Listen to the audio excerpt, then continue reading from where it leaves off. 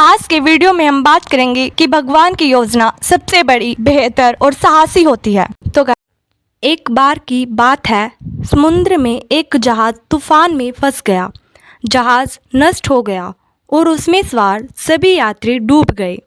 भगवान की कृपा से एक आदमी बच गया और समुद्र के किनारे आ गया।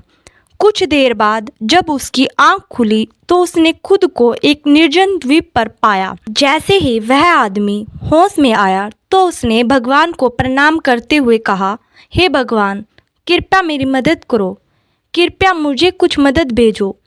दिन बीतते गए लेकिन कोई मदद नहीं मिली। उसने अपनी रातें समुद्र तट पर सोकर बिताई। आखिरी दिन जब वह उठा तो उसने फिर से भगवान से प्रार्थना की, लेकिन कोई मदद नहीं मिली। कुछ दिन ऐसे ही बीत गए। अब तक वह पूरी तरह से हार मान चुका था। द्वीप के जीवन को अपने पैरों के रूप में लेते हुए मनुष्य ने कुछ लकड़ियां और घास इकट्ठा करना शुरू कर दिया और अपने लिए एक झोपड़ी बना ली। उसने टूटे हुए जहाज से चीज़ें एकत्रित की और उन्हें झोपड़ी में रख दी।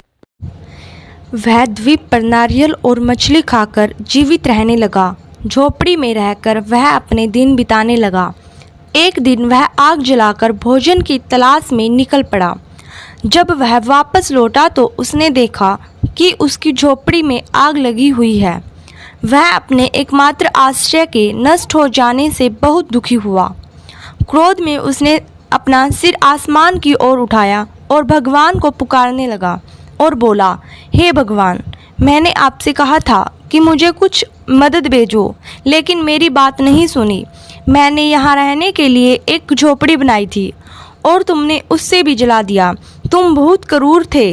वह बहुत निराश था और वह रात तक भगवान से शिकायत करता रहा और फिर वह सीवेज पर सो गया। सुबह वह एक शोर से जागा जो बहुत तेज़ था। जब उसने अपनी आंखें खोली तो उसने देखा कि एक जहाज़ किनारे पर आ गया है। वह अपनी आंखों पर विश्वास नहीं कर सका। वह बहुत खुश था कि आखिरकार उसकी मदद की गई थी। वह जहाज़ पर चढ़ गया और जहाज़ चलने लगा। जहाज़ पर चढ़ने के बाद उस आदमी ने जहाज़ के कप्तान से पूछा, तुम्हें कैसे पता चला कि मैं यहाँ पर फंसा हुआ हूँ? कप्तान ने उत्तर दिया, हम आपके द्वारा भेजा गया एक अग्नि संकेत द्वीप से आते देखा। हम समझ गए द्वीप पर कोई इंसान है। हम यहाँ पर आए हैं। आदमी ने कहा, लेकिन मैंने कोई अग्नि संकेत नहीं भेजा। कप्तान ने कहा, लेकिन हम अग्नि संकेत देखकर ही यहाँ आए हैं। तभी आदमी को अपनी झोपड़ी की याद आई। वह समझ गया कि उसकी झोपड़ी में आग लगना इत्तेफाक नहीं था, बल्कि वह तो ईश्वर की योजना थी। उसे उस निर्जन द्वीप से बाहर निकालने के लिए भगवान ने अपनी योजना बनाई और भगवान की योजना उसकी खुद की योजना से बहुत बड़ी है।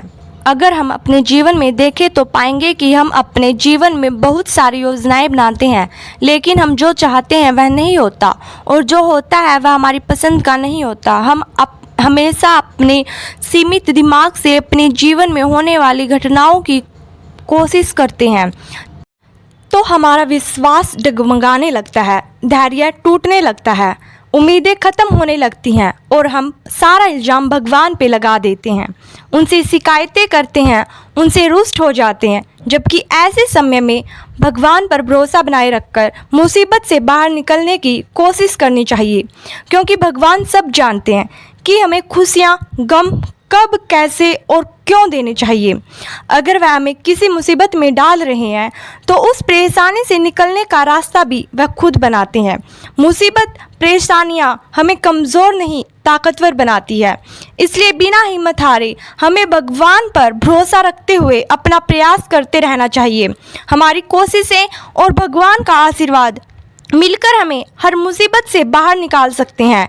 इसलिए जब भी आपको लगे कि आपकी योजना विफल हो रही है, सब कुछ आपकी इच्छा के विरुद्ध हो रहा है, तो सब कुछ भगवान पर छोड़ दो, उस पर भरोसा रखो, क्योंकि उसकी योजना आपकी खुद की योजना से बड़ी, साहसी और बेहतर होती है। धन्यवाद। तो गाइज़, अगर आपको मेरी वीडियो अच्छी लगे तो लाइक, शेयर, सब्सक्राइब और कमेंट कीजिए। आप जिस भगवान को मानते और पूजते हो उस भगवान का